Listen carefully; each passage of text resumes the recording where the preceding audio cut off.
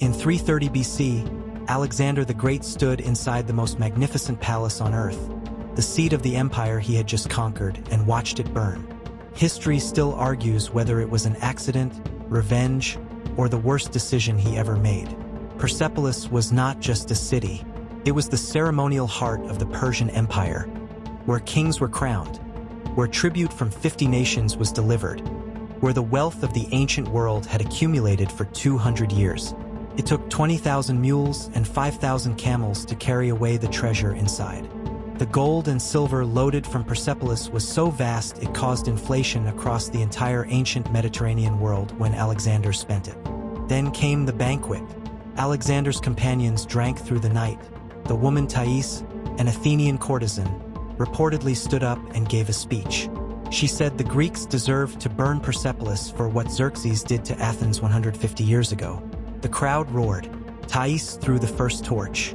Alexander threw the second. His generals followed.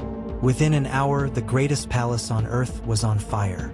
Ancient sources say Alexander sobered up during the fire and ordered it put out, but it was already too late. Other sources say he stood and watched it burn to the foundation. Both versions have been argued for 2,300 years. By morning, the Apadana, the great audience hall with its 72 columns, was gone. The royal apartments were ash. The carved stone relief survived because stone doesn't burn, left standing in the ruins like tombstones for everything else. Alexander reportedly expressed regret later, visiting the ruins and standing in silence before the tomb of Cyrus the Great, the Persian king he claimed to respect above all others. The burning was never explained in his own words. The ruins of Persepolis stood in the desert for centuries, visited, looted, and slowly buried. They were rediscovered and excavated in the 20th century.